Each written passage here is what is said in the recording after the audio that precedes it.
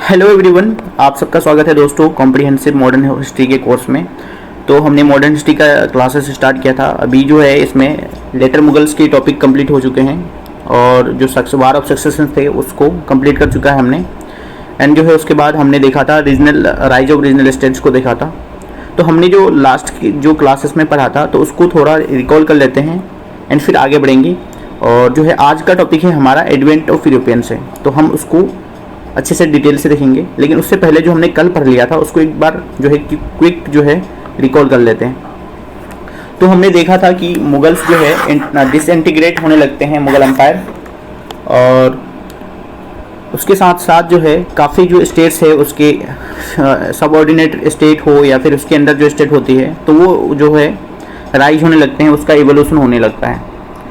तो वहाँ पे तीन तरीके से हमने स्टेट्स को जो है कैटेगराइज किया था। तो कहा था कि एक सक्सेसर स्टेट्स बोला था और एक इंडिपेंडेंट स्टेट बोला था, एक तरीके के न्यू स्टेट्स बोला था। तो तीन तरीके के स्टेट्स बोला था। सक्सेसर स्टेट वो स्टेट्स था जो मुगल एम्पायर के अंदर ही था और उसने कभी जो है कंटिन्यूस वारफेयर में नहीं पड़ा और जो है मुगल्स के साथ कभी भी बैटल नहीं लड़ा। और ऐसे स्टेट्स के एग्जाम्पल आते हैं बंगाल, हैदराबाद और अवध। तो ये तीन स्टेट जो है सक्सेसर स्टेट कहलाते थे। एंड जो है फिर है इंडिपेंडेंट किंगडम्स हुआ करता था। ये वो थे कि मुगल्स के अंदर तो थे लेकिन ये जो है ऑटोनॉमी जो है पाया ये अपने बैटल लड़के, इसने जो है बैटल लड़े मुगल्स के खिलाफ। तो जो है इंडिपेंडेंट स्टेट्स के एग्जाम्पल में है कि मैसूर, केरला एंड जो राजपूत स्टेट्स हैं, या तो ये काफ़ी पावरफुल थे या फिर जो है जो सेंट्रल थ्रोन था उसके कंट्रोल से बाहर थे, यानी बहुत दूर थे। तो मैसूर और केरला जो है काफ़ी डिस्टेंट एरिया में पड़ जाता है, तो उसको थोड़ी बहुत ऑटोनॉमी देनी पड़ती है। एंड जो है थर्ड टाइप के स्टेट्स हमने देखे थे कि न्यू स्टेट्स, जैसे कि कोई न्यू स्टेट्स था वो पहले से जो है स्टेट्स नहीं है और जो है ओवर ग्रेजुअल ऑफ टाइम के बाद जो है वो स्टेट जो है इवॉल्व होते हैं। लाइक जो सिखिज्म थी जो था वो 16th सेंचुरी में आया था और जो है वो एक नया स्टेट्स के रूप में राइज होता है। तो न्यू स्टेट्स वो स्टेट्स हैं कि जो है अपना जो है बैटल लड़ते हैं और अपना जो है एक अलग स्टेट डिक्लेयर करते हैं, जैसा कि सिख है, मराठा एंड जो है जाट स्टेट्स। तो ये सारे हमारे न्यू स्टेट्स हैं। हमने तीन तरीके के स्टेट्स को देखा थे। और जो है यहाँ पे सक्सेसर स्टेट्स में तीन स्टेट्स था, बंगाल, हैदराबाद, अवध। तो इसका जो फाउंडर काफ़ी इंपॉर्टेंट था। हमने यहाँ देखा था कि फाउंडर कौन थे। बंगाल को जो है मुर्शिद कुली खान जो है बंगाल को फाउंडर हैं। और यहाँ पे पहले क्या हुआ करता था कि बंगाल में कि सूबेदार एंड जो दीवान होता था दोनों डिफरेंट पोस्ट हुआ करती थी जहाँ पे सेपरेशन ऑफ पावर रखा जाता था। लेकिन जब मुर्शिद कुली खान जो है वहाँ का सूबेदार बनते हैं तो अपने आप को दीवान भी बना लेते हैं। तो बाकी एडमिनिस्ट्रेटिव, रेवेन्यू और बाकी जो जुडिशियल फंक्शन है वो खुद अपने अंदर ले लेते हैं, क्योंकि वो वहाँ पे जो है अपना जो सक्सेसर स्टेट के रूप में बंगाल को डिक्लेयर कर देते हैं। फिर हैदराबाद का जो फाउंडर वो है निज़ामुल मुल्क है, जिसे असफजा कहा जाता है या फिर आप जिसे कहते हो चिनकलीस खान। तो हैदराबाद का फाउंडर है असफजा या फिर चिनकलीस खान, निज़ामुल मुल्क। एंड अवध के फाउंडर है बुरहानुल मुल्क या फिर जिसे सादत खान भी कहा जाता है। वो अवध को सक्सेसर स्टेट डिक्लेयर कर लेता है। तो हमारे यहाँ इसका जो है हमें इसका नाम फाउंडर जो है हमने देखा था। एंड जो है इंडिपेंडेंट स्टेट्स में तीन स्टेट, मैसूर, राजपूत, केरला। मैसूर के साथ कौन? हैदर अली। एंड जो है राजपूत के साथ कौन थे? अजीत सिंह जो मेवाड़ वाले रीजन के लिए थे और जय सिंह थे जो आमेर वाले रीजन। एंड केरला में कौन था? मार्टन वर्मा। और न्यू स्टेट्स में तीन स्टेट्स थे जो सिखिज्म से रिलेटेड था, एक जाट्स एंड मराठा। तो मराठा कौन है? छत्रपति शिवाजी। एंड जो Sikhs Maharaja Ranjit Singh. And Jats Surajmal. ये जो है राइज ऑफ न्यू स्टेट्स और successor states and independent states को देखा था। और इसकी जो है फीचर कैरेक्टरिस्टिक्स जो थे वो काफ़ी मिलते जुलते थे, तो उनके कुछ जो है लिमिटेशंस थे। तो वो सारी चीज़ों को हमने देखा था कि इनके नेचर्स क्या है वो। तो ये जो है कॉन्टिन्यूस वारफेयर में रहते थे, एक दूसरे के साथ लड़ते थे, क्योंकि इनका टेरिटरी क्या है, एक लिमिटेड एरिया में है, लिमिटेड जियोग्राफिकल एक्सटेंट में है। तो इनको अपने आप को प्रोटेक्ट करना है, और दूसरी बात जो है इसको जो है अपना एरिया को एक्सटेंड भी करना है। तो अपने आप को प्रोटेक्ट भी करना है नेबरिंग स्टेट से, और जो है एक्सपेंशन भी करना है, तो कांस्टेंट वारफेयर में रहते थे। और ये रीजनल इन कैरेक्टर था क्योंकि इसका एरिया लिमिटेड था, एंड इसके जो है weak financial and administrative and military organisation था। जैसे फाइनेंशियल कंडीशन वीक होने का कारण इसलिए था क्योंकि ट्रेड एंड कॉमर्स को तो ये प्रमोट करते थे, लेकिन जो है एग्रीकल्चर जो एक्टिविटीज़ थे उनको प्रमोट नहीं करते थे, ना ही कोई जो है इन्वेंशंस आ रही थी ना कुछ, और सिर्फ इन्हें क्या चाहिए था, मोर एंड मोर रेवेन्यू। तो जो है फाइनेंशियल कंडीशंस काफ़ी वर्स्ट हो रहा था, एंड एडमिनिस्ट्रेटिव के लिए जो है वहाँ भी फाइनेंस लगते हैं, तो ना ही जो है अच्छे से वो सारा चीज़ें भी हो रहा था। और जो है मिलिट्री ऑर्गेनाइजेशन में जो है मिलिट्री तो बड़ी होती थी, लेकिन वहाँ पे जो है टेक्निकल चीज़ों का जो अभाव रहते थे, और जो है ना ही रेगुलर सैलरी पे किया जाता था, तो वो सारी चीज़ें भी यहाँ पे देखने के लिए मिलता था। और ये जो है सबको मिला दे अगर, तो इसमें से कोई भी ऐसा स्टेट्स नहीं था कि जो है पैन इंडिया जो है एम्पायर क्रिएट कर पाता, और ये इतना स्ट्रॉन्ग नहीं था। और इन लोगों में जो है आपस में ही लड़ना और कंटिन्यूस वारफेयर में रहना एक कैरेक्टर देखा जाता है, और ये सारे लिमिटेशंस हैं। और ट्रेड वगैरह को अगर देख ले कि ट्रेड प्रोस्पेरस था, बट जो है इकोनॉमी स्टेगनेंट इसलिए था क्योंकि जो एग्रीकल्चर जो है किसी भी इकोनॉमी का बेस्ड होता है, लेकिन एग्रीकल्चर पे फोकस नहीं हो रहा है। तो हमने इन सब चीज़ों को देखा था, एंड चलते हैं कि आज का टॉपिक है हमारा क्या है कि advent of Europeans. Advent of Europeans में हम पढ़ने वाले हैं कि जो 4-5 तरीके के जो लोग आए थे। पहला पोर्चुगीज आया था, फिर Dutch, English and Danes and French. तो ये लोग आए थे, इनका सीक्वेंस भी पढ़ेंगे, जो इनसे रिलेटेड जो टर्म्स है वो भी पढ़ेंगे। पहले हम समझते हैं, इस क्वेश्चन को समझते हैं कि why Europeans wants to come in India, मतलब वो इंडिया में क्यों आना चाहते थे, इस रीजन को समझते हैं। ऐसी कौन सी कंडीशंस थी जो यूरोपियंस को इंडिया में आने के लिए मजबूर कर दिया था। तो इसके लिए सिर्फ एक कारण जिम्मेदार नहीं है, यहाँ पे जो है बहुत सारे कारण हैं। तो आप ये देखिए कि ये है यूरोप,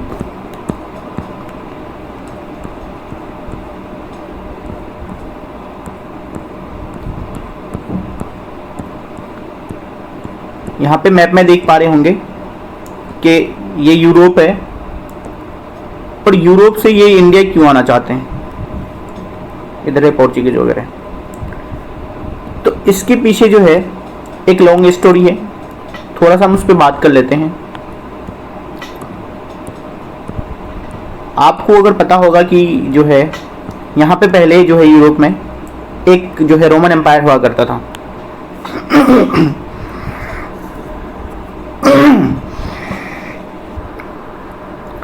अर्ली क्रिश्चियन एरा में जो है रोमन एम्पायर हुआ करता था, और वो जो रोमन एम्पायर है काफ़ी पावरफुल था, और उसका जो सेंट्रल जो थ्रोन का जो है वहाँ पे जो रूल करता था, एडमिनिस्ट्रेशन होता था, वो इटली से होता था, रोम से। तो रोम के नाम पे ही उसका नाम रखा गया था रोमन एम्पायर। और ये जो है 5th एंड 4th सेंचुरी के आसपास जो है, क्योंकि काफ़ी वास्ट एम्पायर हो जाता है तो डिवाइड हो जाता है, तो ईस्टर्न और वेस्टर्न रोमन एम्पायर में डिवाइड हो जाता है। और धीरे धीरे जो है ये जो है वेस्टर्न एम्पायर जो है ये गायब होने लगते हैं, और ईस्टर्न एम्पायर जो है वो बाइजेंटाइन एम्पायर के नाम से रूल करने लगता है, और ये पूरे एम्पायर को जो है कॉन्कर कर लेता है। तो ईस्टर्न एम्पायर जो है अब आएगा बाइजेंटाइन एम्पायर के नाम पे, और पूरे जो यूरोप में कब्जा कर लेगा, ऑन साइड वाले एरिया में भी, ठीक है, यूरोप, अफ्रीका, एशिया, इन सारे रीजन्स में।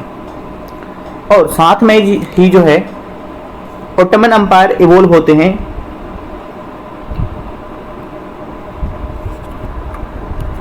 और काफ़ी जो है जल्दी से जो है ओटोमन एम्पायर जो है कॉन्कर कर लेता है पूरे जो है यूरोप के कुछ पार्ट्स को, फिर एशिया एंड जो अफ्रीका के कुछ पार्ट्स को।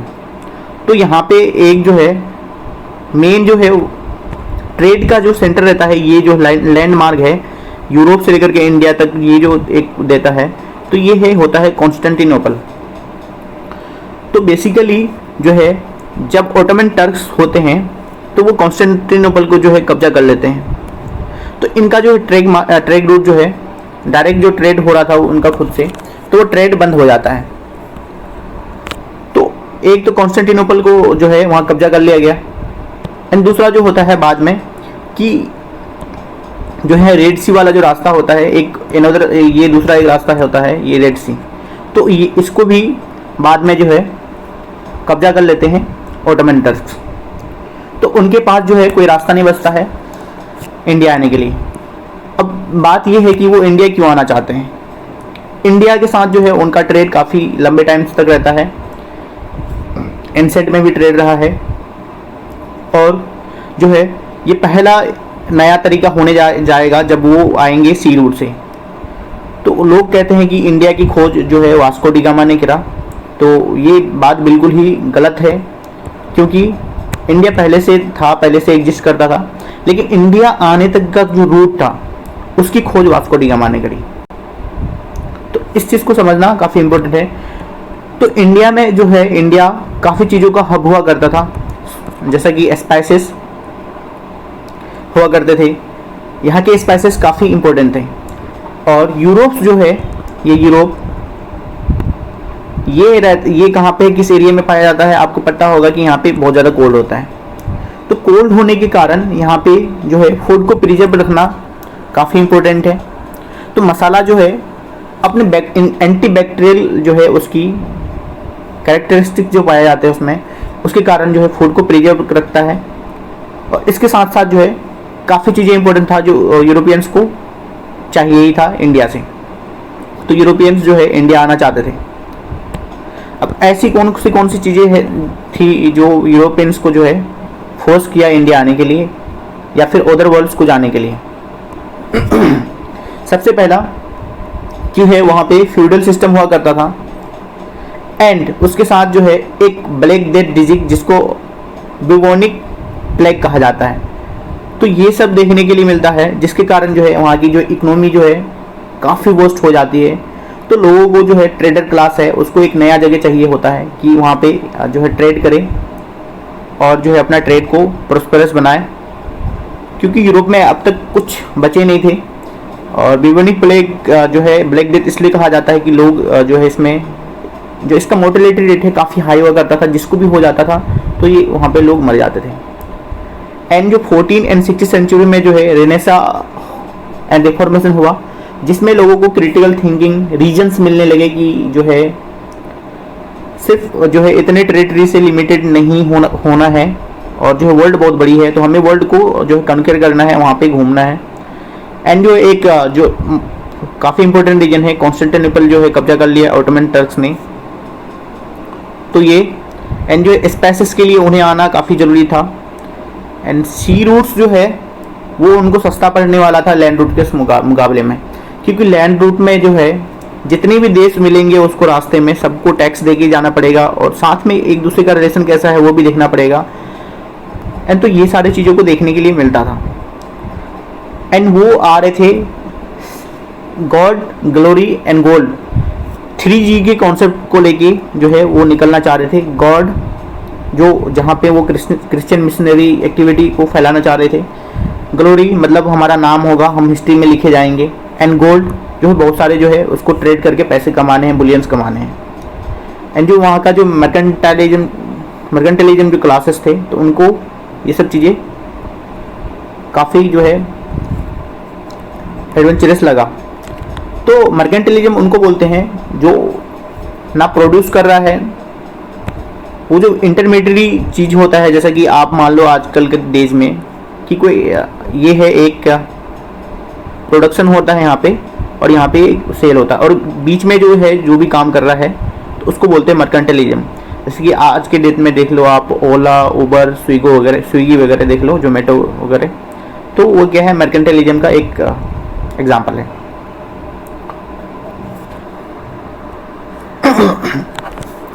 तो वो सारे रीजन्स थे जो यूरोपियंस को काफ़ी जो है फोर्स किया कि अब उसे जाना चाहिए। तो हमने देखा था कि कॉन्स्टेंटिनोपल का क्या फॉल हो चुका था, जहाँ पे ओटोमन एम्पायर जो है, ओटोमन एम्पायर्स में एक बहुत जो है सिग्निफिकेंट रूलर हुए थे जो काफ़ी फेमस है, जिसको बोलते हैं महमद द कनकरर। तो उसने जो है कॉन्स्टेंटिनोपल को जो है जीत लिया था। इससे पहले जो है बहुत टाइम से जो है ओटोमन टर्क्स लड़ रहे थे, कॉन्स्टेंटिनोपल को कब्जा ही नहीं कर पा रहे थे। और जो है बाइजेंटाइन एम्पायर जो है किसका पार्ट था, रोमन एम्पायर का ही था। बाद में जो है उसको पूरा जो है कॉन्कर कर लिए थे। तो थोड़ा बहुत हमने ये कहानी देख लिया।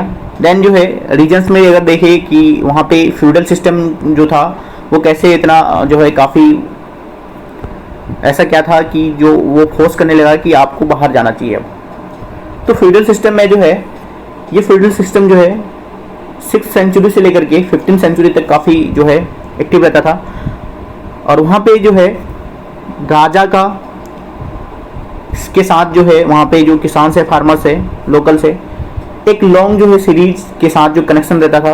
और वो जो है काफ़ी लोगों को एक्सप्लॉइट करते थे। जैसा कि किंग्स ने लैंड दिया ड्यूक्स को या अर्ल्स को, एंड वो लैंड देते हैं बैरन्स को, फिर वो नाइट्स को, फिर सर्फ्स को। तो ये एक लैंड के जो सीरीज को जो है यहाँ पे आ रहा है, एंड जो है सर्फ से जा रहा है लैंड जो है अमाउंट जा रहा है, रेवेन्यू ऊपर जा रहा है। तो यहाँ पे बेसिकली आप ये देखेंगे कि जितनी लंबी ये सीरीज होगा उतना ही ज़्यादा फार्मर्स जो है एक्सप्लॉइट होंगे। यहाँ पे रीजन बेस इसलिए है क्योंकि जितने भी बिचौलिए बीच में लोग इन्वॉल्व होंगे उतने ही ज़्यादा फार्मर्स जो है प्रताड़ित होगा, क्योंकि सबका बीच में फ़ायदा होना है, सबको पैसे कमाने हैं। ठीक है, तो रेवेन्यू का फॉलो हो रहा है किंग्स के साइड में। तो 15th सेंचुरी के आते आते ये चाहते थे सर्फ्स कि डायरेक्ट इनका जो है किंग्स से कनेक्शन हो जाए, किंग्स को ये अपना जो है रेवेन्यू पे करें और बीच में जो है ये लोग इतने सारे जो है ये इन्वॉल्व ना हो। और एग्रीकल्चर्स को जो है काफ़ी इग्नोर था, क्योंकि यहाँ पे ज़्यादा ये प्रोड्यूस नहीं करेंगे, क्योंकि ये जितने भी प्रोड्यूस कर रहे हैं तो बाकी सब लेके चले ही जा रहे हैं, और तो प्रोड्यूस क्यों करेंगे ये। तो एग्रीकल्चर हाईली इग्नोर्ड था, सरप्लस प्रोडक्शन नहीं हो रहे थे, तो ट्रेड कहाँ से होगा। तो इसलिए जो है यहाँ पे इन लोगों को जो है बाहर निकलना ज़रूरी था। एज ए फ्यूडल सिस्टम जो है काफ़ी एक बड़ा दिक्कत था वहाँ पे। एंड जो है ब्लैक डेथ जो हमने देखा जिसे कहते हैं बुबोनिक प्लेग कहते हैं। कहा जाता है कि चाइना या फिर ये किर्गिस्तान से स्टार्ट होता है। एंड जो है इसकी मोर्टेलिटी रेट जो है काफ़ी हाई रहती है, जिसको भी हो गया 70 to 90% चांसेस रहता था कि जो है इंसान नहीं बचेगा, वो मर जाएगा। तो बुबोनिक प्लेग जो है 1346 से 53 के बीच में काफ़ी हुआ, और इसमें जो है लगभग मिलियंस ऑफ पॉपुलेशन को है मार दिया, और जो पूरी वहाँ की जो ट्रेडिशनल इकोनॉमी जो चलती आ रही थी उसको जो है डिस्ट्रॉय कर दिया ये बुबोनिक प्लेग ने। तो एक रीजन हुआ कि ये भी एक रीजन दिया कि आप अब बाहर निकलना है। जो वहाँ पे जो मर्केंटाइलिज्म क्लास था, ट्रेडर्स क्लास थे, तो उसे जो एक नया जगह चाहिए था, क्योंकि लोगों के पास अभी है नहीं बुबोनिक प्लेग के पास, क्योंकि वहाँ पे इकोनॉमी डिस्ट्रॉय हो चुकी है, ट्रेड कैसे करेंगे। तो इस रीजन से भी बाहर निकलना चाह रहे वो लोग। एंड 14 और 16th सेंचुरी में जो है क्रिटिकल थिंकिंग आने लगे लोगों में, रेनेसां रिफॉर्मेशन आने लगा। इसी के साथ साथ जो है एक नया जो है क्लास का जनरेशन हुआ, जिसे बोलते हैं प्रोटेस्टेंट बोलते हैं। बेसिकली जो है कैथोलिक चर्च पहले हुआ करती थी, वो हाईली करप्ट हो चुका था कि यहाँ पे जो है पोप ही बहुत चीज़ें कंट्रोल करने लगे थे। तो जो है एक नया क्लास होता है जो कैथोलिक चर्च होते हैं, उसके अगेंस्ट में काउंटर करने के लिए प्रोटेस्टेंट चर्च आते हैं, जो 100 ईयर के वार में रहते हैं, या फिर आप उसे कहो सिविल वार्स की टाइप का। तो प्रोटेस्टेंट्स वर्सेस कैथोलिक चर्च में 100 ईयर्स ऑफ वार्स रहते हैं। तो यहाँ पे जो क्योंकि कैथोलिक चर्च काफ़ी करप्ट हो जाते हैं, तो इसको जो है रिफॉर्म चाहते हैं। तो यहाँ पे रेनेसां का क्या होता है, इवोल्यूशन होता है, रेनेसां एंड रिफॉर्मेशन आते हैं, जिसमें लोगों में लॉजिक डेवलप होता है, फिर डिस्कवरी होते हैं। एंड जो चर्च है तो उसको भी चाहिए क्या, एक नया वर्ल्ड जहाँ पे वो अपने क्रिश्चियनिटी को क्या करे, फैला सके।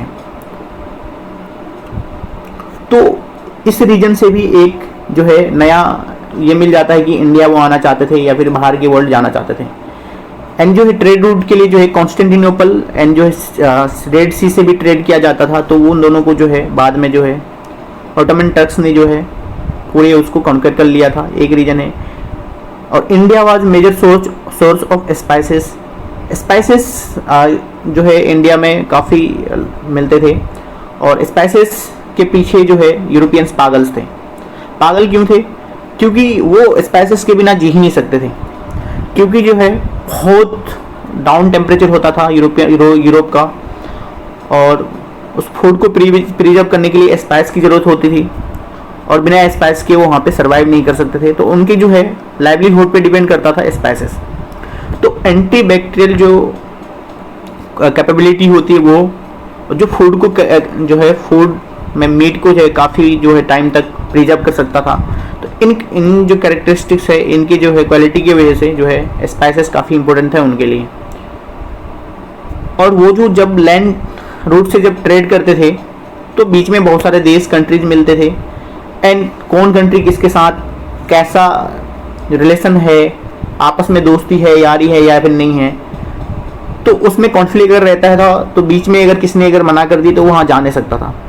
और इसके साथ जो है लैंड रूट में वो जिससे भी ट्रेवल करेगा उसको टैक्स देना पड़ेगा मनमानी तरीके से, तो यहाँ पे उसको बहुत ज़्यादा टैक्सेशन लगते थे, और वो इसलिए सी रूट को खोजना चाहते थे। तो सी रूट के खोज में जो है नए नए बातें कहा जाता है कि फर्स्ट सर्कमफेरेंस जिसने कंप्लीट की वो है मैगेलन।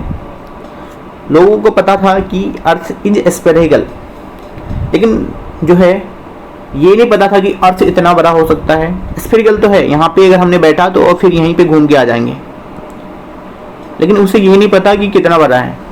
तो सबसे पहला जो है अर्थ का जो है को चक्कर लगाने के लिए निकल पड़ता है मैगेलन। तो मैगेलन जो है अर्थ का जो है चक्कर लगाने निकल पड़ता है, और इसको कंप्लीट करता है एल्केनो जो उसी के साथ रहता है। तो मैगेलन के साथ एक छोटी सी स्टोरी देख लेते हैं कि मैगेलन है पोर्चुगीज का नागरिक है, और वहाँ पे वो जाते हैं, अपने राजा रहते हैं जो उससे कि आप हमें पैट्रोनेज कर दो, हम जाएंगे एक नई दुनिया की खोज करने। तो उसे वहाँ पे नहीं मिलता है पैट्रोनेज, फिर वो चले जाते हैं स्पेन। स्पेन और पोर्चुगीज में बहुत टाइम तक राइवलरी रहता है, तो स्पेन जो है उसको प्रमोट करता है और उसको फंड देता है। तो मैगेलन जाते हैं अपना वर्ल्ड टूर करने, मतलब जो है चक्कर लगाने दुनिया का। और फिलीपींस के आसपास जब वो आते हैं वहाँ पे एक सेबू आइलैंड होता है, क्योंकि जो है जब भी जो निकलता है तो उसका एक इंटरेस्ट रहता है कि वो जो है क्रिश्चियनिज्म को जो है प्रमोट करे। तो वहाँ पे लगभग 1400 लोगों को उसने जो है क्रिश्चियन में कन्वर्ट करता है, और वहीं पे जो है कोई दूसरा ट्राइब और पीपल जो होते हैं लड़ने आते हैं उसी आइलैंड में, तो वो प्रोटेक्ट करने आता है मैगेलन, और वहीं पे जो है मर जाते बेचारे साहब, जो है शहीद हो जाते हैं। तो मैगेलन मर जाता है, तो वो कंप्लीट एक्चुअली में मैगेलन जो है वो फर्स्ट सर्कमफेरेंस कंप्लीट नहीं करता है, उसके साथ होता है एल्केनो। एल्केनो को वो बोलता है कि दोस्त जो है मेरा जो है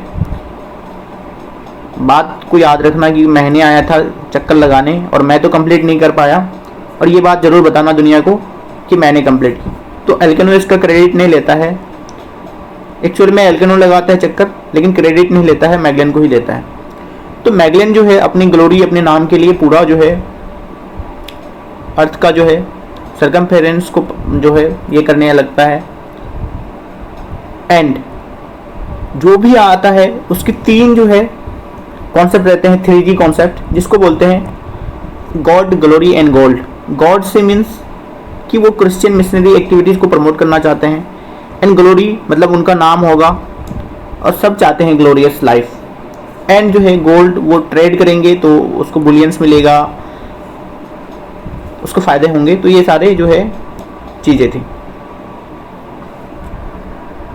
यही सोच के जो है कोलंबस अर्थ को स्फेरिकल सोच के निकल पड़ता है इंडिया की खोज करने, परंतु वो इंडिया तो नहीं पहुंचता है, बट वो वेस्ट इंडीज या फिर बहामास पहुंच जाता है, और उसको लगता है कि ये इंडिया है, उसके इसलिए उसका नाम दे देता है वेस्ट इंडीज, क्योंकि उसको वेस्ट में मिलता है।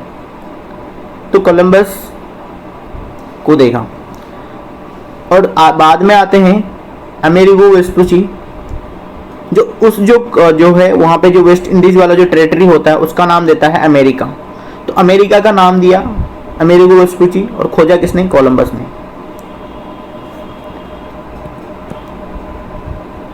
और हमने देखा था कि मर्केंटाइलिज्म बेसिकली क्या है? इंटरमीडिएट ट्रेडर्स हैं जो प्रोडक्शन भी नहीं कर रहे हैं और ख़रीद भी नहीं रहे हैं, बीच में जो है वो अपना जो है रोल निभा रहे हैं, इंटरमीडिएट का काम करते हैं, वो मर्केंटिलिज्म होता है। और फिर बाद में कैसे देखेंगे कि जो है अलग अलग देश जो है अपना जॉइंट स्टॉक कंपनी इस्टेब्लिश करता है और वहाँ पे चार्टर देता है अपना कि तुम इतने टाइम के लिए जाओ और तुम जो है वहाँ पे ट्रेड करो, या फिर ये सारी चीज़ें देखने के लिए मिलेगा। इसी तरीके से जो है ईस्ट इंडिया कंपनी आती है, डच ईस्ट इंडिया कंपनी आती है, तो ये सारी चीज़ें देखने मिलेगा हमें। तो रिफरेंस में जो है जो कौन सी कंपनी जो है उसकी क्रोनोलॉजी पहले देख लेते हैं कि कैसे क्या था। कि पोर्चुगल जो है, पोर्चुगीज 1498 में जो है इंडिया में आया। सबसे पहला पोर्चुगीज आया इंडिया में और सबसे लास्ट गया। कि कब गया सबसे लास्ट में? 1961 में गया। और डच जो है वहीं पे 1602 में आया।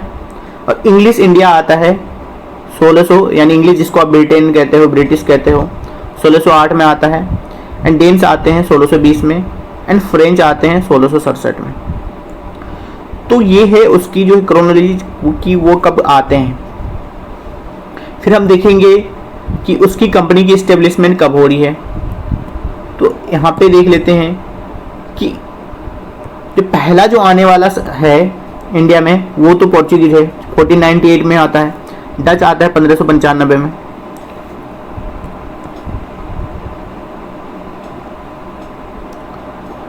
डच 1595 में आ जाता है इंडिया में।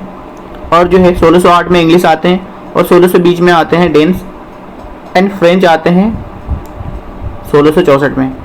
एंड यहीं पे अगर इस्टेब्लिशमेंट और अगर देख ले कि कंपनी कब बनी, Dutch Portuguese east India company या फिर डच ईस्ट इंडिया कंपनी या फिर इंग्लिश ईस्ट इंडिया कंपनी, तो पोर्चुगीज ईस्ट इंडिया कंपनी बनी 1498 में, डच बनी 1602 में, and English east India company जो है 1600 ईस्वी में बनती है, जहाँ पे जो है क्वीन एलिजाबेथ I जो है पहले इनिशियली 15 साल का चार्टर देती है। फिर डेन्स जो है कब आते हैं? 1616 में उसकी कंपनी बनती है। एंड जो फ्रेंच है 1664 में उसकी कंपनी बनती है, फ्रेंच ईस्ट इंडिया कंपनी, और 1664 में ही वो आते हैं इंडिया। यानी यहाँ पे अगर देख ले कि जो पहला फैक्ट्री किसका कौन सा था, तो कोचीन में वो पहला फैक्ट्री लगाते हैं पोर्चुगीज जो है 1503 में। लेकिन एक छोटा सा जो है हमें देखने के लिए मिलता है कहीं कहीं कि अल्वारेज होता है जो कालीकट में जो है 1500 में एक गोडाउन बनाता है। तो कोचीन में पहला फैक्ट्री है 1503 में। जो डच की जो पहली फैक्ट्री है मछलीपट्टनम 1605 में बनता है, डच की पहली फैक्ट्री मछलीपट्टनम में 1605 में। इंग्लिश की जो है पहली फैक्ट्री जो है वो बनाना चाहते हैं 1608 में, वो सूरत में, लेकिन वहाँ पे परमिशन नहीं मिलती है और सूरत में बन के तैयार होती है 1613 में। एंड जो है उसकी एक्चुअल में पहली जो फैक्ट्री होती है जो है इंग्लैंड की, ब्रिटिश की, वो 1611 में बनती है मछलीपट्टनम में। और जो है डेन्स की पहली फैक्ट्री बनती है ट्रांकोबार में जो 1620 में होती है, और 1668 में जो है सूरत में पहली फैक्ट्री बनाती है फ्रेंच। तो ये जो है जो कोचीन, कालीकट, मछलीपट्टनम, सूरत, ये सारे जो है पोर्ट यानी जो है इंडिया का ये जो है कोस्टल वाले एरिया है वो सारे हैं। तो इसके लोकेशंस एक बार देख लेते हैं कि हमें काफ़ी परेशान करने वाला है ये लोकेशंस। तो एक बार उसको देख के हम समझ लेते हैं कि कहाँ पे कौन सी लोकेशंस हुआ करती हैं।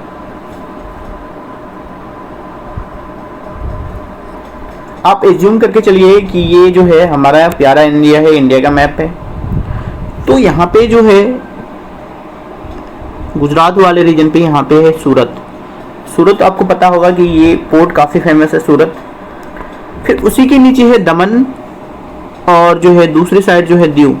तो दमन एंड दीव जो है ये आपको पता है कि ये काफ़ी टाइम तक हमारे जो है यूटी रहा, दमन एंड दीव। फिर उसी के नीचे है दादर एंड नगर हवेली, तो ये जो है कोस्टल एरिया में है। फिर बसीन, सलसेट, ये सारे एरिया जो है काफ़ी जो है आपको सुनने के लिए मिलेगा, अभी पढ़ेंगे हम आगे। तो सलसेट हमारा है ये वेस्टर्न कोस्ट में है, बसीन भी वेस्टर्न कोस्ट में है, और गोवा यहाँ पे है। फिर गोवा के नीचे है मैंगलोर, कैनानोर, कालीकट। जो है पहला जो है 1498 में जो पोर्चुगीज आता है तो इसी कालीकट में आता है, यहाँ पे जमुड़ी इनके पास, ठीक। फिर जो है कोचीन उसके नीचे, और यहाँ पे देखेंगे हम नागापट्टनम, ये पुलिकट जो है आंध्र प्रदेश तमिलनाडु के बॉर्डर के आसपास, और यहाँ पे है मछलीपट्टनम,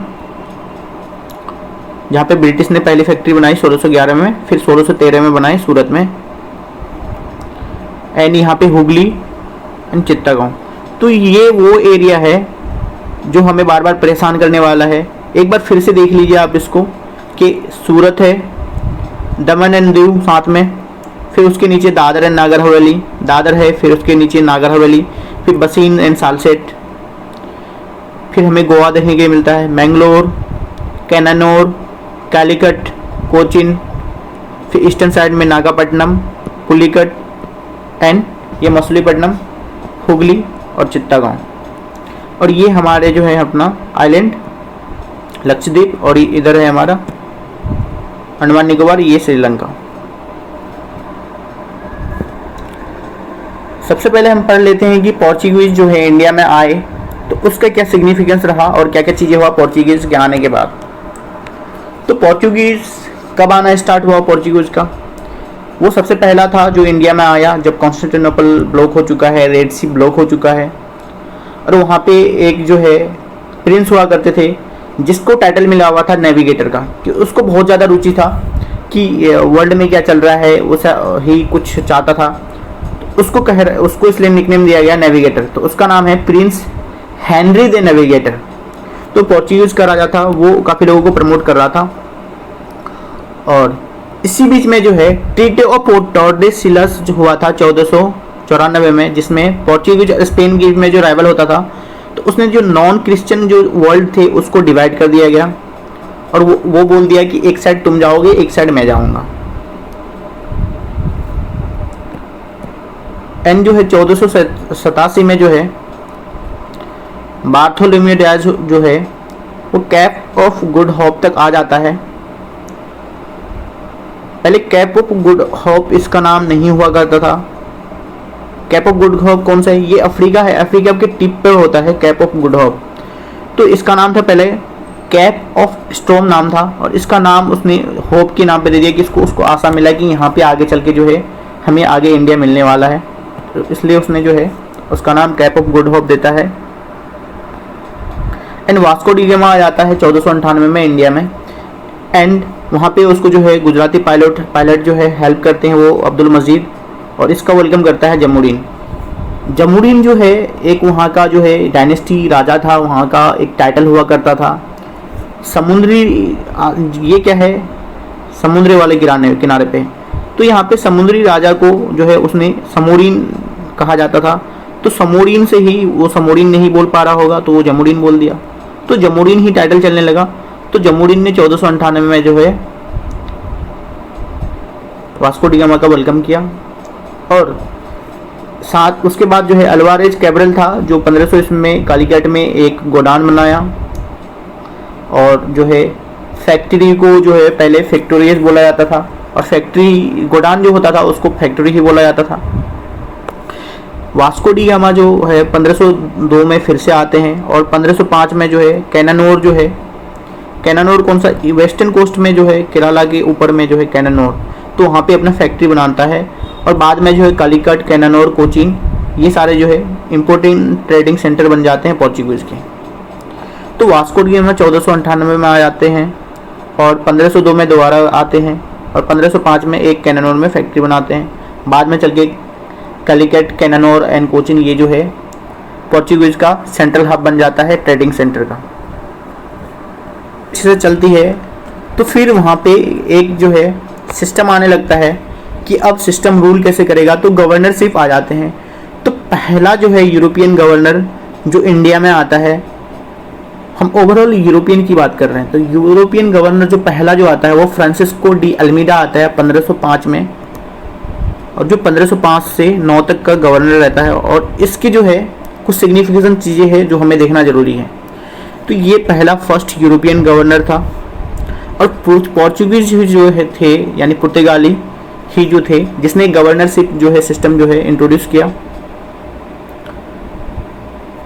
तो इसने जो आते ही जो है मुस्लिम्स के साथ जो है काफ़ी इनकी राइवलरी चलती थी। तो जो है गल्फो आडेन, हॉर्मुज और मलक्का वाला जो रीजन था उसको जो है कन्क्वेयर करके ब्लॉक करना चाहता था कि मुसलमान का जो ट्रेड चल रहा है उसको डिस्ट्रॉय किया जा सके।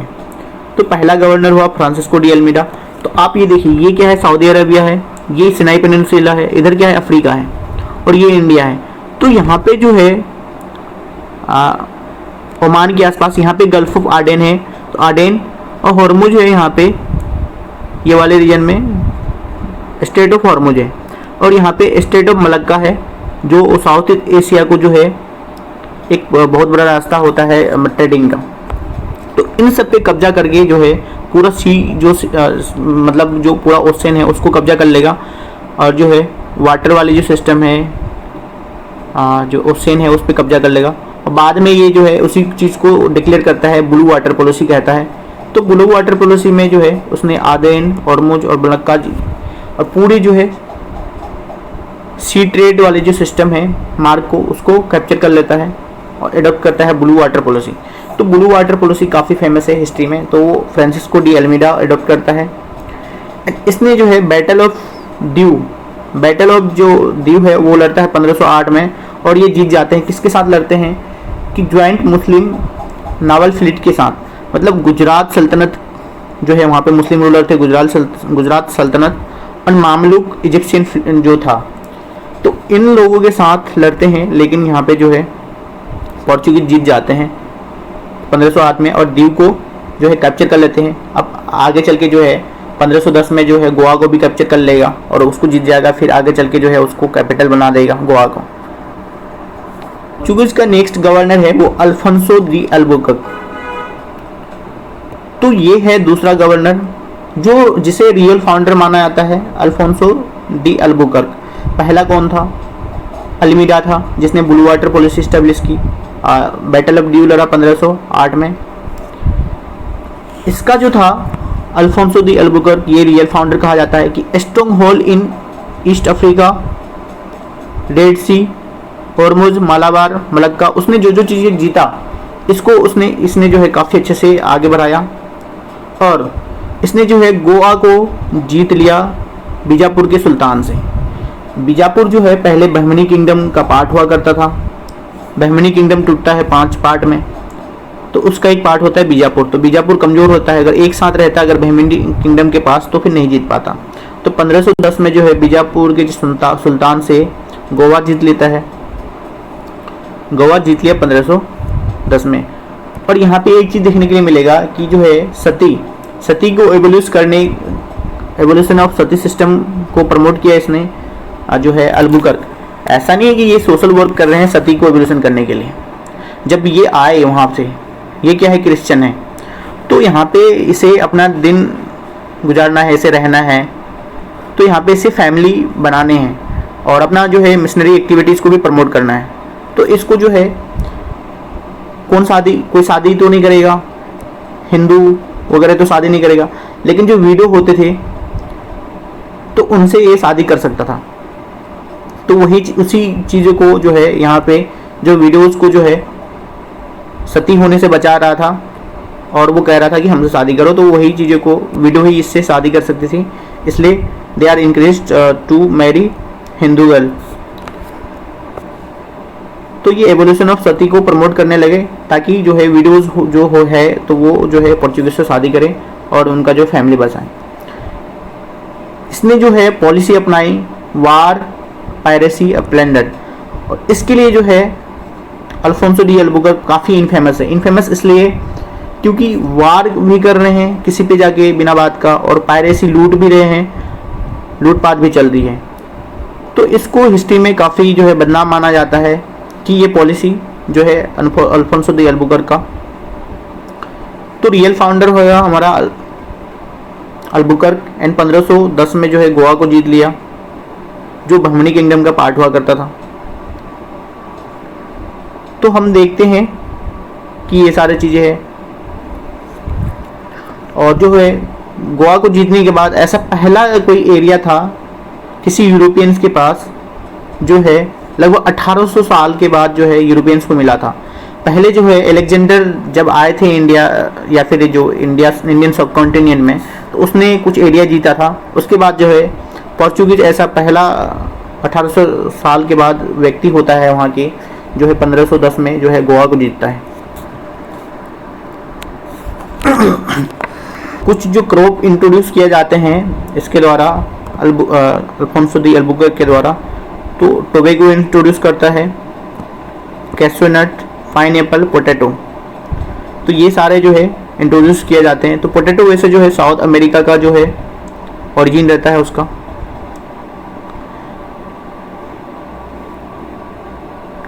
और थर्ड गवर्नर आते हैं पोर्चुगीज का, नीनो दी कुन्हा।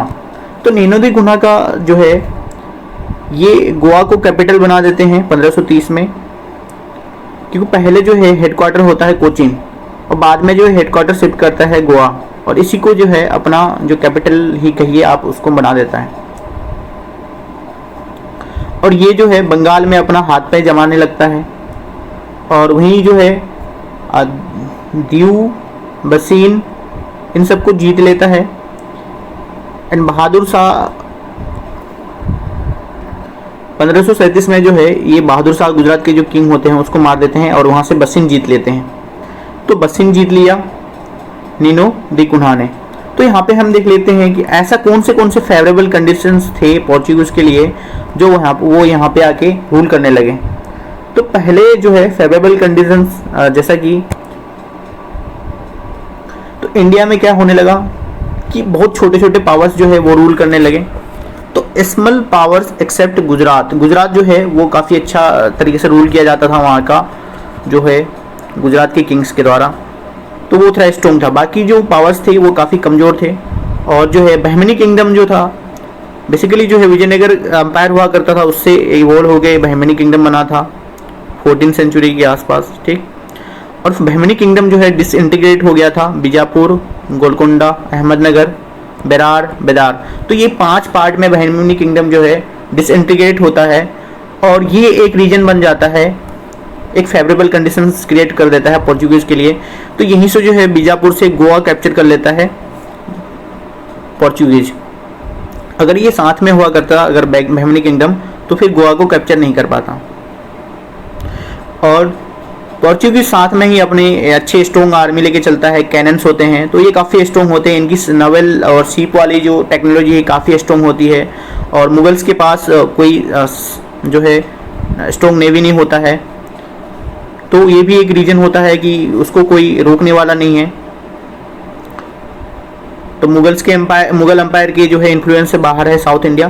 तो ये सारे फेवरेबल कंडीशंस हैं। तो छोटे छोटे पावर रूल कर रहे हैं और साउथ में मुगल्स का इंटरफेरेंस नहीं है, मुगल्स के पास स्ट्रॉन्ग नेवी नहीं है, और जो है बहमनी किंगडम डिसइंटीग्रेट होने लग रहा है जहाँ से वो जो है बीजापुर से गोवा कैप्चर कर ले रहे हैं। तो ये सारे फेवरेबल कंडीशंस है पोर्चुगल के लिए। पोर्चुगीज जो आया तो अपनी रिलीजियस पॉलिसी के लिए कुछ काम किए, क्योंकि वो क्रिश्चियन मिशनरीज एक्टिविटी करने के लिए आया। तो जब वो आया इनिशियली जो है इनटॉलरेंट जो है था मुस्लिम्स के खिलाफ, मतलब उसके साथ वार में रहता था, वो हेड करते थे। और जो है हिंदुओं के साथ जो है वो टॉलरेंट थोड़ा कि ठीक है ये लोग, तो उनसे ठीक ठाक में थे। बाद में जो है हिंदुओं के साथ भी वो उनका काफ़ी अच्छा बर्ताव नहीं रहा। फिर जो है अकबर को कहा जाता है टॉलरेंट, इसलिए कहा जाता है कि उसने सारे जो है धर्म के लोगों को बुलाते थे अपने दरबार में, इबादत खाना में। तो उसने अपने इबादत खाना में यहाँ से जो है पोर्चुगीज के 2 लोगों को बुलाया, जीसस को, फादर को। तो यहाँ पे 2 लोग गए, रुडोल्फ एंड एंटोनियो मोन्सेरेटा। तो इन लोगों को 1580 में बुलाया। तो ये लोग इस होप से गए थे अकबर के दरबार में कि हम जाएंगे, यहाँ के जो सरकार जो किंग है, यहाँ पे जो रॉयल किंग है, अगर उसको ही अगर क्रिश्चियनिटी में अगर कन्वर्ट कर दे तो पूरा का पूरा जो है जो देश है वो कन्वर्ट हो जाएगा। तो यहाँ पे फिर बाद में जब जहांगीर आते हैं तो उसने इन लोगों की इंपॉर्टेंस को कम कर देते हैं, उनको नेग्लेक्ट कर देते हैं। तो इसका सपना जो है पूरे इंडिया को या फिर पूरे जो किंग को जो है एक क्रिश्चियन एक्टिविटी में कन्वर्ट करना, तो वो चीज़ें जो अधूरा रह जाता है। और कुछ ऐसी चीज़ें देखने के लिए मिलता है कि जब कुछ चीज़ें पोर्चुगीज करते हैं, जिसे धीरे धीरे जो है वो मुगल्स का जो फेवर जो है वो खोने लगते हैं। तो फर्स्ट जो है इंग्लिश जब है ईस्ट इंडिया कंपनी जब इंडिया आना चाहती है तो उसको ऐसे जो है मुगल से मिलने नहीं देता है, तो ये एक रीजन हो गया। तो इसकी रिटेलिएशन में 1612 में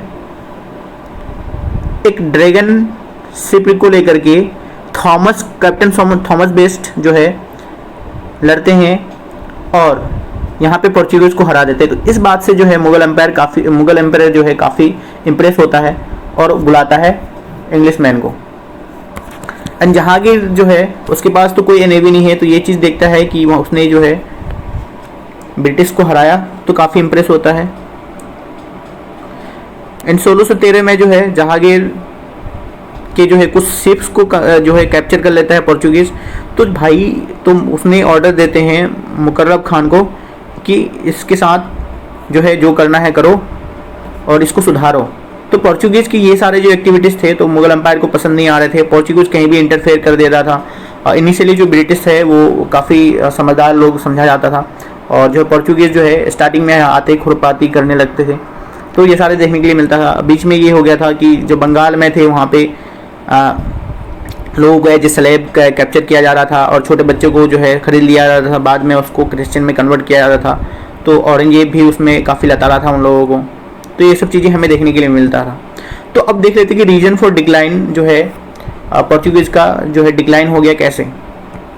तो पोर्चुगीज़ के डिक्लाइन होने में जो है कुछ चीज़ें का रोल है कि जो है धीरे धीरे जो है साउथ में स्ट्रॉन्ग जो किंगडम है वो इवॉल्व होने लगते हैं। रीजनल स्टेट्स हमने पढ़ा था तो वो काफ़ी स्ट्रॉन्ग होने लगते हैं कि मैसूर, हैदराबाद, कर्नाटक, केरला वगैरह, एंड जो है जाट किंगडम, तो वो काफ़ी जो है स्ट्रॉन्ग होने लगते हैं। तो इनका इन्फ्लुएंस कम होने लगता है और इसका जो रिलीजियस पॉलिसी है वो काफ़ी ऑर्थोडॉक्स रहता है।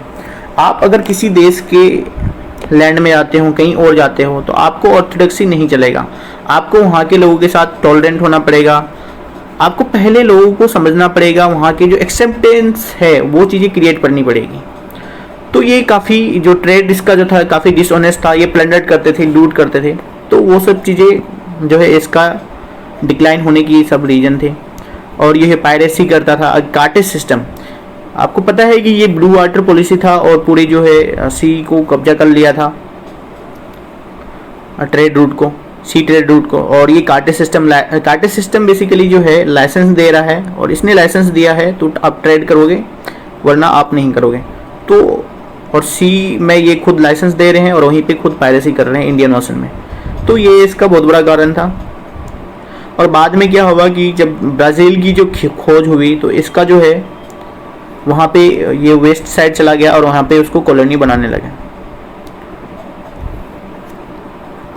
तो ये जो रीजन्स थे डिक्लाइन होने के कि emergence of powerful dynasties, religious policy जैसा कि उसका ऑर्थोडॉक्स पॉलिसी था, डिसऑनेस्ट ट्रेड था, पायरेसी एंड कार्टेज सिस्टम था, प्लंडर्ड करते थे, एंड बाद में वो ब्राज़ील के साइड में इंक्लाइन होने लगे। Of Portuguese rule in India, तो पोर्चुगीज़ का क्या क्या इम्पैक्ट रहा इंडिया में। सबसे पहला कि वो जो है क्रिश्चियन मिशनरीज को है काफ़ी प्रोपोगेट किया मालाबार कोस्ट में, कोंकण कोस्ट में। तो यहाँ पे कुछ क्रिश्चियन मिशनरीज का जो नाम है वो ध्यान रखना है कि ज़ेवियर, फादर रूडोल्फ, मोंटसेरट, ये सारे जो है कहाँ पे, एक बार हमने वहाँ पे देखा था कि ये मुगल कोर्ट में जाते हैं अकबर के इबादत खाना में। 1540 में all temple of Goa is destroyed. 1540 में जो है सारे जो टेम्पल होते हैं गोवा में सारे को डिस्ट्रॉय कर देते हैं। और क्रिश्चियन मिशनरी जो है एक्टिविटी काफ़ी जो है चरम सीमा पे रहता है, और यहाँ पे जो है स्कूल कॉलेजेस बनाए जाते हैं और अपने जो नेटिव लैंग्वेजेज है और अपनी जो धर्म की बातें हैं वो सब चीज़ें पढ़ाते हैं यहाँ पे। और इसमें जो है एक चीज़ें स्टार्ट करते हैं कि स्टडी ऑफ इंडियन हिस्ट्री पढ़ना स्टार्ट करते हैं, यहाँ के कल्चर को भी पढ़ते हैं। और फादर हेराज को बोला जाता है कि उसने जो है इंडिया की जो इंडस वैली सिविलाइजेशन है उसको काफ़ी अच्छे से पढ़ा। फादर हेराज ने इंडस वैली सिविलाइजेशन को काफ़ी अच्छे से पढ़ा और इंडियन कल्चर और हिस्ट्री को भी ये लोग जो है धीरे धीरे पढ़ने लगे थे और समझने लगे थे। एंड जो है ये जो पहला ऐसा कोई लोग था जिसने जो इंडिया में है प्रिंटिंग प्रेस लेके आया। तो प्रिंटिंग प्रेस जो है वो इंडिया में कौन लेके आए, वो पोर्चुगीज लेके आए। और कुछ क्रॉप्स जो है इसने इंट्रोड्यूस किया, पोटैटो हो गए, स्वीट पोटैटो हो गए, टोबैको हो गया, ग्राउंड नट्स हो गए, कैशू नट हो गए, पोटैटो, स्वीट पोटैटो, टोबैको, तंबाकू, ग्राउंड नट और कैशू नट जो है ये सारे जो है इन लोगों ने इंट्रोड्यूस किया। और ये जो है सी ट्रेड को जो है काफ़ी इन्फ्लुएंस किया और लोग वहाँ पे जो है धीरे धीरे जो है सी ट्रेड पे ध्यान देने लगे। तो जो है ये सारे एक्टिविटीज़ हमें देखने के लिए मिलता है इनके आने के बाद इंडिया में। और इसको अगर हम कंक्लूजन के साथ अगर कंक्लूड करने लगे कि जो है पोर्चुगीज़ का इंडिया के साथ क्या कंक्लूजन दे सकते हो आप, तो पोर्चुगीज़ जो है इंडिया को जो है मिड 17th सेंचुरी में ही लेफ्ट कर चुका था। Portuguese left India by mid 17th century but successfully control the territory of Daman, Goa and Diu till 1961। 1961 तक जो है गोवा, दमन एंड दीव को जो है वो कैप्चर रखते हैं और फिर बाद में वो चले जाते हैं।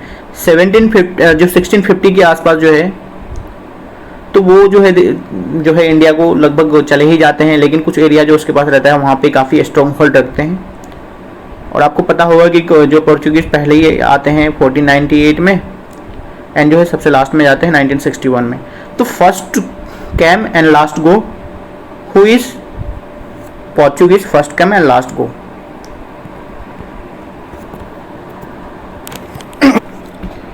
तो पोर्चुगीज़ की कहानी को एक बार हम रिकैप में अगर देख ले तो हम देखेंगे कि पोर्चुगीज़ 1498 में आते हैं और वो जो है 1961 में जो है इंडिया को छोड़ देते हैं। तो उनके जो है सबसे पहला जो गवर्नरशिप का जो प्रोग्राम है इंट्रोड्यूस करता है पोर्चुगीज़ ही। तो पहला गवर्नर कौन हुआ था? पहला गवर्नर है फ्रांसिस्को डी अल्मेडा, जिसने ब्लू वाटर पॉलिसी स्टार्ट की। फिर बैटल ऑफ दी लरा 1508 में जो है द्वीप को कैप्चर कर लिया। एंड अल्फोंसो दी अल्बुकर्क है जो क्या करता है कि गोवा को कैप्चर कर लेता है 1510 में और सती सिस्टम को एबलिश करने में काम करता है। और बीजापुर से गोवा कैप्चर कब करता है? 1510 में। एंड जो है थर्ड गवर्नर होता है नीनो दी कुन्हा, जो कोचीन से जो है अपना हेडक्वार्टर बनाता है गोवा को अपना हेडक्वार्टर बनाता है 1530 में। और बंगाल में अपनी जो है कुछ एक्टिविटीज़ करने लगता है और वहाँ पे बंगाल वाली साइड में हुगली को अपना जो है हेडक्वार्टर बनाता है। और 1537 में उसने जो है बहादुर शाह जो होता है गुजरात का किंग, वहाँ को उसको मार देता है। और कुछ कंडीशंस जो थे फेवरेबल बनाते थे पोर्चुगीज को आने में, क्योंकि यहाँ पे जो स्मॉल पावर्स रूल कर रहे थे, कोई स्ट्रॉन्ग पावर नहीं था। बहमनी किंगडम जो है डिसइंटीग्रेट हो गया था और वो जो है स्ट्रॉन्ग आर्मी थी, उसके पास कैनन्स था। तो ये सारी चीज़ें था, उसको फेवरेबल कंडीशन दे रहा था। उसकी रिलीजियस पॉलिसी ये था कि क्रिश्चियन मिशनरी एक्टिविटीज़ कर रहा था और उसको जो है अकबर अपने दरबार पे भी बुलाया था कुछ चीज़ों को। एंड जो अकबर बाकी जो है मुगल्स का जो है धीरे धीरे वो फेथ जो है उसका जो है फेवर को खो देते हैं, क्योंकि जो है बहुत ज़्यादा हाथ पैर मारने लगते हैं, प्लंडर करने लगते हैं, स्लेब वगैरह भी खरीदने लगते हैं। बंगाल में वो खुद जो है बच्चों को कन्वर्ट कराते हैं। और जो है इसका रीजन डिक्लाइन होने का बहुत सारे रीजन था कि रिलीजियस पॉलिसी ऑर्थोडॉक्स था, डिसऑनेस्ट थे, ट्रेड पे ही फोकस नहीं था, प्लंडर करता था, ये सारी चीज़ें था। और इंडियन ओशन में जो है पूरा कब्जा कर रखा था, कार्टेज सिस्टम वगैरह देता था। तो ये सारे रीजन्स थे उसके। तो हम चलते हैं कि हमारा अब है कि डच जो आए थे, तो डच के साथ ये छोटा सा टॉपिक है, तो डच को देख लेते हैं कि डच के साथ क्या क्या चीज़ें रहा हमारा। तो डच बेसिकली बोलते हैं कि हॉलैंड के जो पीपल है तो उसको डच बोलते हैं। तो डच ईस्ट इंडिया कंपनी बना 1602 में और ये इंडिया आने के लिए जो है अपना डच ईस्ट इंडिया कंपनी बना है। तो इसकी जो है शिप बिल्डिंग जो टेक्निक है वो काफ़ी जो है फेमस थी। और इसकी जो फ्लूइड शिप थी या फिर फ्लूइड शिप जो था इसका काफ़ी फेमस था। और जो पहला जो कोई इंसान था जिसने जो है इंडियन सब कॉन्टिनेंट के आसपास आया था वो कॉर्नेलियस डी हॉटमैन पहला डचमैन था, जिसने सुमात्रा और बंतम जो है इस एरिया में आया था 1596 को, कि जावा इंडोनेशिया वाले रीजन में जो है वो जो है कॉर्नेलियस डी हॉटमैन आए थे, पहला वो आदमी था। इसका मेन इंटरेस्ट था इंडिया में था। जो इंडिया में क्या इसका मेन इंटरेस्ट था कि यहाँ पे ये क्या करेगा, ट्रेड करेगा, या तो सिल्क क्लोथ से करेगा, इन सब चीज़ों को क्लोथ से करेगा। इसका मेन जो इंटरेस्ट था वो इंडोनेशिया में था। वहाँ से वो जो है उसको एक बड़ा सा आइलैंड मिल गया था जहाँ पे वो स्पाइस ही खरीदता था और वहीं से वो ट्रेड करता था। और ये इंडोनेशिया में बहुत ज़्यादा जो है स्पाइसेस वगैरह मिलती थी, काफ़ी भर भर के प्रोडक्शन होता था। तो उसको जो है वहाँ से इंडिया से स्पाइसेस का ट्रेड वो नहीं करता था। इंडिया में वो सिल्क, क्लोथ्स या फिर कॉटन जो है इन सब के लिए ट्रेड करता था इंडिया में वो। तो जो है डच हमें इंडिया आता है क्लोथ्स वगैरह के ट्रेड करने के लिए। और जो पहला फैक्ट्री उसकी जो है बनती है वो मसूलीपट्टनम में बनती है, जो कि आंध्र प्रदेश की कोस्ट में होता है 1605 में, ईस्टर्न कोस्ट में। जैसा कि वो इधर है इंडोनेशिया, तो ये जो ईस्टर्न कोस्ट है उधर ही दो करेगा, क्योंकि यहाँ से जो है आना जाना इजी रहेगा। तो पहला फैक्ट्री बनता है मसूलीपट्टनम में, आंध्र कोस्ट में 1605 में। फिर धीरे धीरे जो है उसने नागापट्टनम, जो मद्रास, चेन्नई, पुलिकट तमिलनाडु, और ये सारे जो है जगह में अपना फैक्ट्री जमा लेता है। और जो 1610 में पुलिकोट को अपना हेडक्वार्टर बनाता है। और इसकी जो है कॉइन को मिंट करते हैं, कॉइन बनाने की जो टेक्निक है, और ये गोल्ड कॉइन को पैगोरा कहते थे। इसने ही इंट्रोड्यूस किया गोल्ड कॉइन, जिसको पैगोरा कहा जाता था। इसका ट्रेड मॉडल क्या था? Cartel and cooperative system type का था। और ये ट्रेड करते थे silk, cotton and Indigo, rice, opium. India से जो इसका जो ट्रेड करने का मेन रीजन था वो था cotton, silk, Indigo, rice, opium, ये सारी चीज़ों पे ट्रेड करता था, क्योंकि स्पाइसेस का ट्रेड ये इंडोनेशिया से कर लेता था। और जो है धीरे धीरे जो है ये अपना जो है सेटलमेंट्स को है ब्रिटिश के साथ हार जाते हैं 17वीं सेंचुरी के आसपास। और जो है ये जो है इंडोनेशिया पे ही फोकस करते हैं। और कुछ जो एक आध राइवलरी, जिसके बाद जो है डच का जो है सुपरा साफ हो गया इंडिया में। तो आपको याद रखना है यहाँ पे एक घटना की अम्बोइना है इंडोनेशिया में। तो वहाँ पे क्या करते हैं कि इंडोनेशिया में वो पहले से रहते हैं, तो उसका जो है इन्फ्लुएंस काफ़ी चलता है। तो डच क्या करते हैं कि 10 इंग्लिश मैन को और 9 जापानीज लोग को 1623 में मार देते हैं। तो इसके रिटेलिएशन में जो है ब्रिटिश जो है उससे वार लड़ता है और उसके कुछ एरियाज को कब्जा कर लेता है। तो बीच में एक एग्रीमेंट में आता है दोनों 1667 में, और ब्रिटिश जो है अपना जो क्लेम है वहाँ पे जो इंडोनेशिया में कैप्चर कर लेता है, तो उसको वापस कर देता है। और डच के साथ ये एग्रीमेंट हो जाता है कि डच अब से इंडिया में सेटल नहीं होगा, कोई एरिया नहीं खरीदेगा, और सिर्फ यहाँ पे ट्रेड करने की उसको राइट मिलेगा डच को।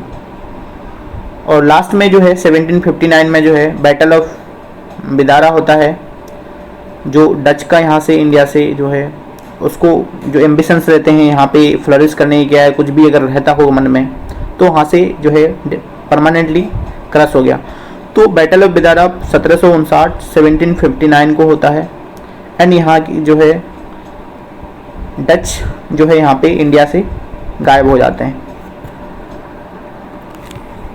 तो हमने जो है देखा कि पोर्चुगीज़ काफ़ी बड़ा चैप्टर था, पोर्चुगीज़ को हमने पढ़ा। एंड जो है डच के साथ हमने थोड़ी बहुत चीज़ें देखा। नेक्स्ट क्लास में हम पढ़ेंगे कि English east India company, French east India company, French वाला छोटा है, एंड जो डेन्स पढ़ेंगे, एंड जो फ्रेंच और इंग्लिश का जो है राइवलरी, इन सब चीज़ों को काफ़ी अच्छे से हम नेक्स्ट आगे की क्लासेस में पढ़ेंगे।